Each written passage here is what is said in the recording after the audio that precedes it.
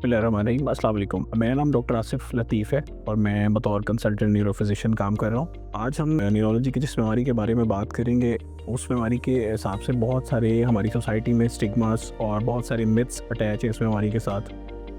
ये बीमारी है एपिलेप्सी, या जिसको आम ज़बान में मिर्गी कहा जाता है, या इसके बारे में इसको झटकों या दौरों की बीमारी भी कहा जाता है। इस बीमारी को आमतौर पे लोगों का ख़्याल ये होता है कि ये बीमारी किसी जिन्नात के साए की वजह से या किसी जादू टोने के असरात की वजह से होती है। उसको आमतौर पे लोग बीमारी कंसीडर नहीं करते, जिसकी वजह से हमारे पास इस तरह के पेशेंट्स बहुत लेट पहुंचते हैं।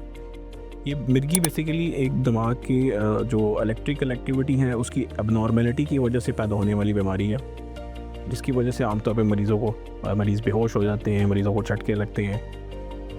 मिर्गी की आमतौर पे दो अक़साम हैं, जिसमें एक जनरलाइज एपिलेप्सी यानी पूरे जिस्म की झटके लगने की बीमारी है, या इसकी दूसरी जो कॉमन किस्म है वो है पार्शियल एपिलेप्सी जिसको कहा जाता है, या जिसमें जिसमें ये जिस्म के आधे हिस्से के वो झटके लगते हैं। जो जनरलाइज एपिलेप्सी है उसमें आम तौर पे पेशेंट अचानक से खड़ा खड़ा ज़मीन पे गिर जाता है, उसकी एक चीख निकलती है, उसके बाद पूरा जिस्म अकड़ाव में चला जाता है, झटके लगना शुरू हो जाते हैं।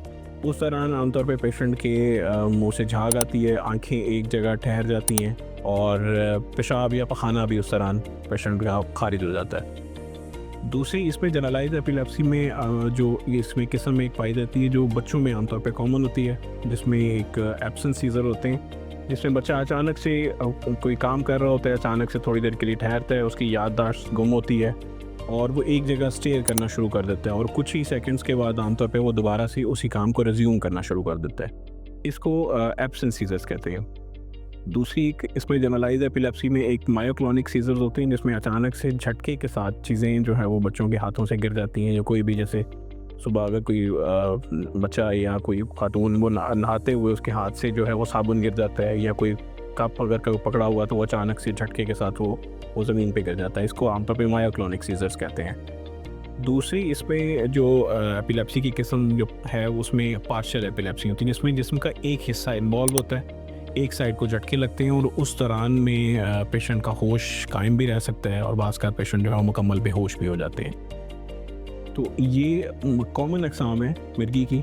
अगर आप लोग इस तरह का कोई भी पेशेंट आप लोग इसको फेस करें, कोई आपके इर्द गिर्द कोई ऐसा पेशेंट जिसको झटका लगना शुरू हो, तो उस पर आम तौर पे जो लोगों का ख्याल होता है उसमें लोग ये करते हैं कि मुंह में पानी डालना शुरू कर देते हैं, उसमें कोई चीज़ सुंघाना शुरू कर देते हैं, जिससे मरीज़ को ज़्यादा ख़तरात लायक होते हैं। तो इस तरह के एक पेशेंट में जब भी कोई आप एपिलेप्सी का कोई पेशेंट देखें जिसको कोई झटका लग रहा है, तो उस दौरान फ़ौरी तौर पर पेशेंट को करवट के बल लिटाएँ और उस दौरान कोई मुंह में चमचियाँ, पानी, कोई इस तरह की कोई चीज़ डालने की हरगिज़ ज़रूरत नहीं है।